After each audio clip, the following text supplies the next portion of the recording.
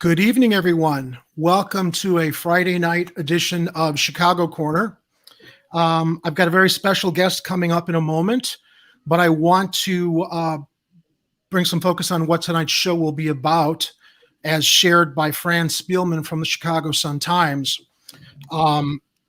Jamal Green says Mayor Lightfoot stopping youth center in retaliation for past criticisms. Community activist Jamal Green is accusing Mayor Lori Lightfoot of putting the kibosh on a $15 million youth center he wants to build on the site of a shuttered elementary school in Auburn-Gresham in retaliation for Green's outspoken criticism of the mayor. She takes things too personal and has an allegiance to her friends only, Green told the Sun-Times on Tuesday. Her vindictiveness, her personal vendettas, that's the game ball that she plays. If you're not her friend, she's not willing to help you. Green was a mayoral challenger himself before dropping out and endorsing Lightfoot over Cook County Board President Tony Preckwinkle in the April 2019 runoff. But it wasn't long before Green was publicly criticizing Lightfoot. The first public break came when Lightfoot proclaimed as a done deal that a $95 million police and fire training academy that Green and others called a symbol of Rahm Emanuel's misplaced spending priorities. In fact, Lightfoot said the project needed to be made bigger, better, and undoubtedly more expensive. That was followed by Green's outspoken criticism of Lightfoot's selection of David Brown as Chicago Police Department superintendent, and also what Green viewed as heavy-handed treatment of protesters by CPD officers during civil unrest last summer. Green also slammed Lightfoot's decision to seal off downtown by raising the bridges after protests triggered by the death of George Floyd devolved into two devastating rounds of looting. But the very personal, apparently final straw for Lightfoot came last month when the mayor took to Twitter to shoot down what she called homophobic, racist, and misogynistic rumors about her own personal life. In a now deleted tweet for which he has apologized, Green declared Lori Lightfoot is resigning tomorrow in a stunning end to her mayorship. Jamal also went on with Anna Dovlantis about a week ago, and he did apologize and remove that tweet because it was a rumor that apparently was spread by FOP. I'm going to bring Jamal now into the broadcast so we can talk a little bit about the center and ongoing developments as it relates to his efforts to advocate and get this center going, while Mayor Lightfoot's office seems to want to block it for personal reasons. Jamal, thank you very much for joining the show. I want to introduce you as entrepreneur, former mayoral candidate, and I would argue one of Chicago's hardest working activists. It's really a pleasure to have you on the show this evening. Thank you so much for having me. I really appreciate it. Jamal, can you start out by telling us a little bit about this youth center that is being proposed and how your group approached the mayor's office? I do know you shared on Twitter that in the past you have had an open window to speak to or text Mayor Lightfoot regarding issues, and unfortunately she seems to have a rather thin skin as it relates to personal matters that prevent her from supporting things that go beyond whatever differences she might have with you. But let's start out by talking a little bit about this Southside Youth Center. Yeah, no, so many years, it's been several years since the city knew about my dream to open up a youth center. In regards to violence, I always talk about we got to tackle the root causes of crime. I always talk about how the city is not doing enough to invest more in young people so that we're not breeding criminals, right? Because what happens is this cycle. What happens is you got a kid come out of a broken household, going to a broken community, into a broken school, back to being in a community, and they're terrorizing that community. Then, and after terrorizing that community, they get caught and then they go to jail, and it's just a continuous cycle. So even if you arrest a killer or a shooter, you're creating more because they're not getting a proper investment. If it's not in the home, it's not happening nowhere else in the community. And so I always knew how important it was that we had a community center, right? So if there were kids that have maybe dropped out or kids that have went to the streets, where do they go in the community where mentors can grab them, where they can still find a pathway into being a productive citizen, where they can learn about and get skills that they wouldn't learn even at school. And that's why we're trying to build or going to build this amazing youth facility. We're attacking the issue on a holistic front. but some of our a few of our points, big pointers are in the center is creating a coding department, teaching young people how to put together a code and put together games, e-gaming and stuff like they need to know these skills and have that pathway to becoming coders in society. You're talking about having a aviation program where we have flight simulators and they can be in that program for those who want to one day become pilots. It'll start right there in their community. Where do you go if you want to be a pilot in a Black neighborhood? Nobody's there to show you, a pathway down that road. So this center will be the first to do something like this. So you talk about aviation, you're talking about having a vertical farm on the roof and teaching young people how to grow their own vegetables. You're talking about having trade programs and them learning how to use their hands.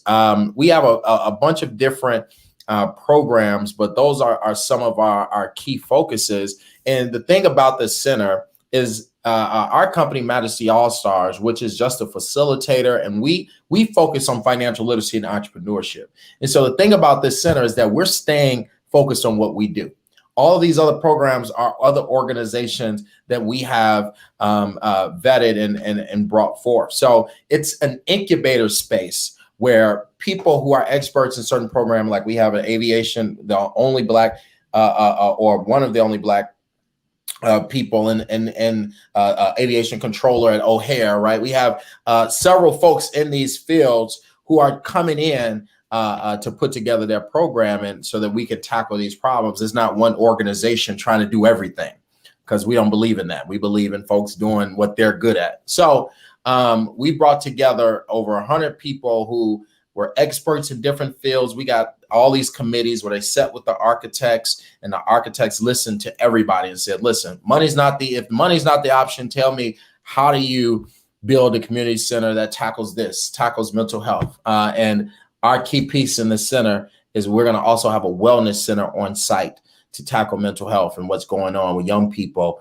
who are walking around with PTSD, anxiety, depression, everything else. And so we can't just say, hey, here's a program that can change your life or inspire you, without understanding that these kids are hungry. These kids have broken households. Parents may be on drugs, don't have nobody at home, dealing with PTSD, brother, family member, or a friend then got killed, dealing with depression. We got to understand the reality of what these kids are going through, and not just say we could just throw. It's just like throwing them in a classroom right now, which is why a lot of those kids don't succeed, is because they sitting there thinking about all these different things that's going on outside their school, and you trying to tell them what's 2 + 2. They're not focused. So this community center is going to evaluate each kid that comes in there, each all-stars, we call them.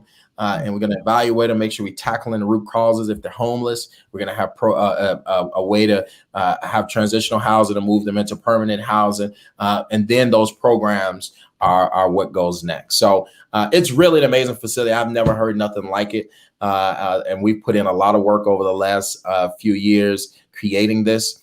It is at the site of my former school when I was in 6th grade.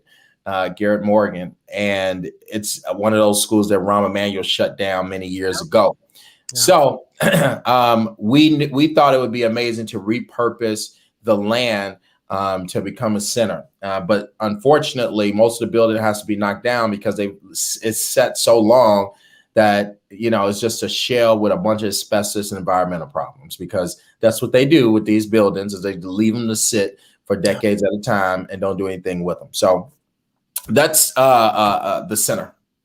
This is a remarkable initiative because you really are speaking to the root cause of everything that I think a lot of activists, a lot of people that want to see progress in Chicago suggest. We need to attack the problem. We got to take money from the TIF funds.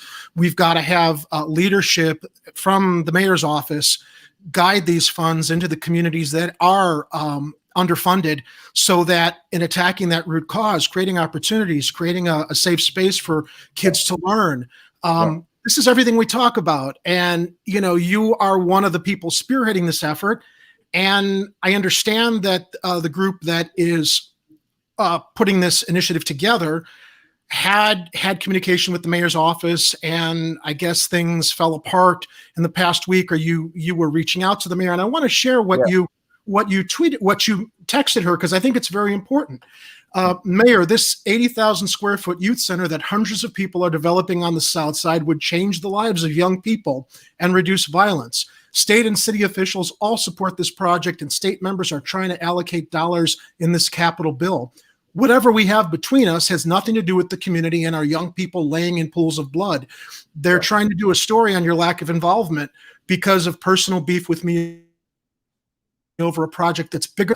We can beef all day long, but we should agree on a project that would save lives. I hope that's the person I know you to be. And she responded, I've already told you several weeks ago, stop contacting me. That's just remarkable that she would be so completely callous to, the passion of what you are communicating to her and how important this is.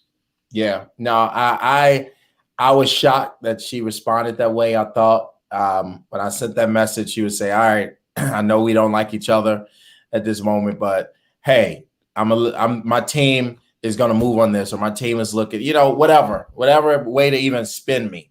But to respond that way was just like a slap in the face. And our young people deserve better, and the reality is, so we have the number one architectural firm in the Gensler Group, who have, done so much in our city and around the country, building big and small projects, from even the new Columbia building to even the new Discover Center that's coming to Chatham. They're amazing architectural firm. Our vice chair on our board is the number one developer in the city, at David Doig, who was rated number one developer by the Illinois Realtors Association just a couple months ago. So we have some very powerful folks a part of this project and have experience building way bigger projects than this. And so she knows that it has a lot of credibility, and then it has community members and everybody else under that. So we really done our homework. We really pulled together folks who know what they're doing.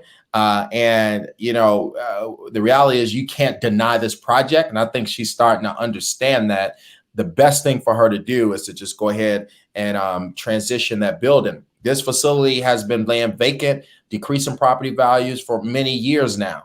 And we have the opportunity to change all of that with building a revolutionary center.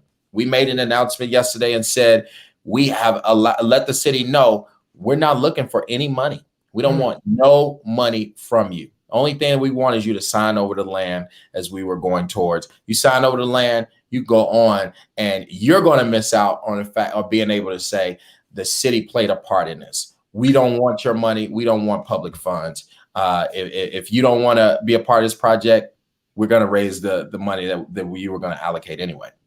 And this is just about relinquishing the land where that show the school is, so that you can build on it. So there's a petition online. We also do have it linked on our YouTube page, if in the comments or in the show notes below, so people can sign that petition and read a little bit more about that initiative. So just so we understand even clearly, the mayor's office was in touch with the organization, and it wasn't until she found out that you were involved that she told her associates that the city was not going to support this anymore. Yeah. So we did a big meeting. My team, architectural, development, board. I mean, we did a large team on our large team, and then we did the mayor's team, her deputy mayor's team of development and neighborhood development team, the engagement, a couple people from the engagement team, the education team. So we made sure that I requested, I did this, and it's something I did.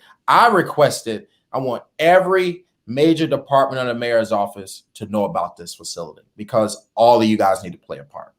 And so everybody was a part of that initial meeting and got all of the paperwork and everything for what we were doing. The mayor's team came to that meeting, and we came to that meeting. Now, that's where the process started. But I wouldn't be remiss if I didn't mention why we even have to go through the mayor's office, because this is key. The city of Chicago has a bunch of vacant buildings, and those that are owned by CPS, they're supposed to put those buildings out for bid. what happens is they don't have a process, and these buildings sit years before they put them out for folks who want to bid on them or put out a proposal for them. And at the end of the day, they've done this with this facility. So if, for example, if late last year they were to say, all right, request for proposal, we would have put our proposal and we would have won anyway, because nobody else would have wanted it, or nobody else would have been able to touch our project. But we're not even able to go through that process because there is no more process. So the mayor's office takes those CPS buildings, moves it over to the city role, and then negotiates the sale now. And that is where the problem is lying. So now we have to go through the mayor's office to get them to move the building over to the city and then negotiate. Now they can very well say, all right, we'll donate it, or we'll sell it for $1, or we'll sell it for $50,000. It ain't worth that much, but we'll sell it for $50,000. Whatever it is, we're willing to go forward with the deal, but they just have to get that deal done. We should have community centers like this in so many neighborhoods on the southwest sides, given the lack of funding that's going into these communities to help kids. Give them a hand up, not a handout. Right. And it's so just disappointing that, I mean, this Mayor Lightfoot seems to have an even thinner skin than our former Mayor Emanuel, because I just read a story that she canceled her Tribune subscription. She canceled her Tribune subscription because she wasn't happy with the tone of the stories that they're reporting on objectively about things happening within her administration. I guess this was sourced by the leaked emails that came out a week ago. This is nothing new, though, Jerry. Honestly, this is new to the public, but I've been knowing Lori many years. We have been beefing probably at least 75% of me knowing her. Before she was mayor, she was on the head of police board. I was fighting her those years. And then, we tried to work it out and do things right when she became mayor. But at the end of the day, we all knew how she is, and she has always been a little spiteful, and especially against those who speak out against her. Oh, we're seeing this all the time now. This is new to the public. It's not new to us. People who've known Lori, especially before she became mayor, we all know how she is. So it's nothing new. Is that one of the reasons you lean towards Tony Preckwinkle, despite a lot of us? No. So actually, in that election, I leaned towards Lori Lightfoot. Reason why was because we were at a position where, and this is why primaries are important. I think everybody out here needs to really understand, we choose who become mayor in a primary, not in a general election. We always get in a situation where we got the tale of two evils and we have to pick one. No reason why Lori and Tony should have been in that runoff. Now, to the public, it's two Black women, it's symbol, one LGBTQ. The symbolism is amazing. But when you look at the roots, neither one of them should have been mayor. And so, the reality of the situation is that at that moment, I had already advised Tony's team and talked to some members of her team at the time. And her team was terrible. It was ran by some racist white guys, and I ain't gonna start dropping some names, who ran away a lot of Black staffers and Black surrogates and everything else. And when I saw that, when they approached me after I withdrew, I was like, I want no part. But outside of that, knowing that I knew that Tony had no chance to win. And because of her record and because of the Burke and everything that was coming out. And so at that moment, it was like, well, I should try to make things okay with Lori to see if she will adopt some of these policies and we can move forward certain things. She committed, even I got a list of things she committed to. I made that public, and not one of those things have been done to this day. So, it was just more of trying to kind of play the game a little bit, but we got played again, but it was going to happen regardless of my support. So. Well, we've been talking about this on some previous shows here and there, as far as the belief a lot of us had that she was going to be progressive. She ran as a progressive. She ran as a reformer because of some of the work that she did in regards to police misconduct. But here we are now, and it seems that she's playing both sides of the fence as far as claiming that she wants reform in the police department. Meanwhile, we're seeing what was it? There was a policy that she had actually proposed that she supported 3 years ago in regards to police pursuit policies, and it took two shootings here with Toledo and Alvarez for her to suddenly start talking about it. It's like it took two youths to get shot that weren't threatening the police for you to suddenly like act like you're all worried about this again. Yep. No, it's totally discussing how this is a different mayor than the campaign. And you know, I wanted to believe that she could be like what she was saying, even though it was shocking to hear her say a lot of those things in the campaign, knowing how she used to be on a police board. We like, okay, well, maybe since she's going to become mayor, she might change and actually start to do some of these things. And she's the same Lori it was several years ago today. And that's why we see no change in regards to policing since she's been mayor. So it's a shock, but not a shock. And we just got to keep on fighting. And I think that, you know, the people, what I will say is that I'm thankful that she was mayor at this time, because maybe that will make people understand what a mayor should really look like. How important the primary process is, and people have got to get involved. So important, the primary process, and maybe that'll start to get people more involved. You saw a Rahm, you got to see a Daley, and now you got to see a Lori Lightfoot. If we end up with whomever that's close to any one of those three come next year, or 2023 when Lori loses or she doesn't run again, we're gonna, you know, I mean, I'm just gonna move out the city. I'm just gonna be like, what are we doing? I mean, what are we doing? We can't have nobody like Daley, nobody like Rahm, and nobody like Lori. Like, we need a real people's mayor, progressive mayor, and hopefully we can get that next election.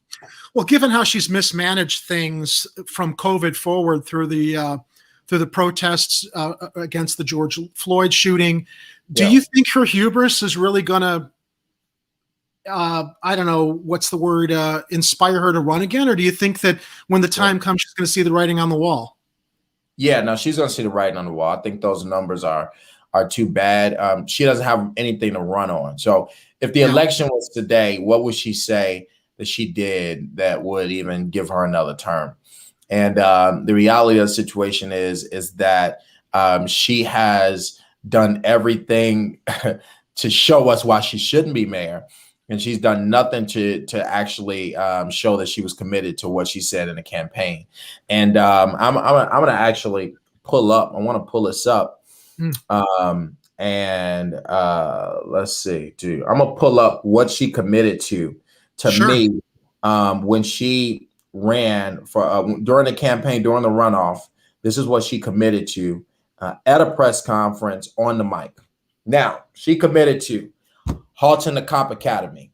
Now, we all know as soon as she got in office, that did not happen. She even said it should be bigger and more expensive. So she did that. She didn't fight the cop academy. She got in and pushed it through.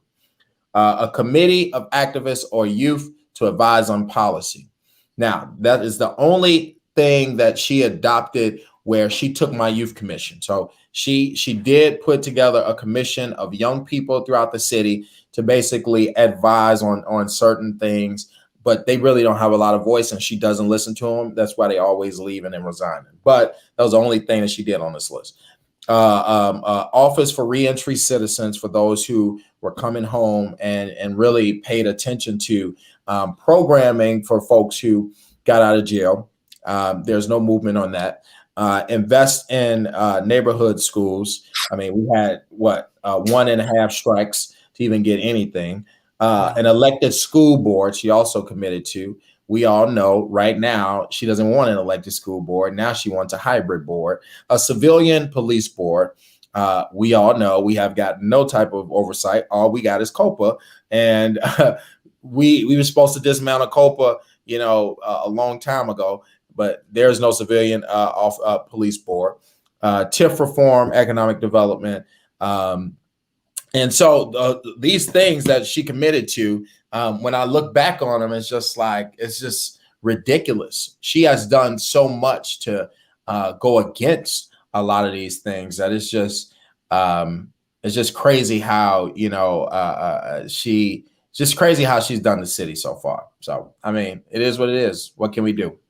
How do you see the next election shaping up? Have you got your ear to the ground with people that are considering running as candidates? Are you considering throwing your hat in the ring again? Or, I mean, I know it's a little ways off, but people have got to start preparing. And what are your thoughts on that? Yeah, no, I think the next election is important.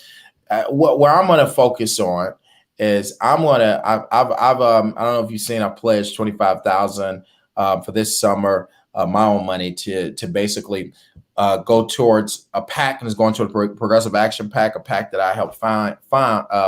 And the team is going to be focused on voters registration. And so we're going to do mass voters registration drives starting next month throughout the year, and try to register at least 50,000 young people and register many more thousands of folks who never really played a part in the political process. I think that's where my focus needs to be. I cannot say whether I am or not going to throw my hat in the ring.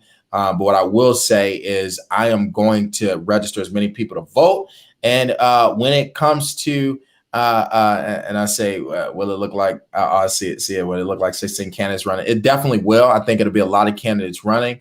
Yeah. That's why people got to pay attention to the primaries and really pay attention to how they support their candidates. But we'll see what happens next year. But right now we need to stay focused on, I want to build this community center and I want to register young people to vote. And come next year, I'll see, what the landscape is looking like and go from there. Well, it's very clear the work's got to start now.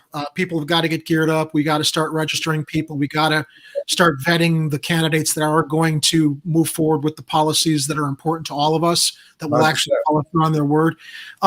So what I will say, Jerry, is please, there will not be a candidate that will be as bold, have policies as bold as the ones that I will put out.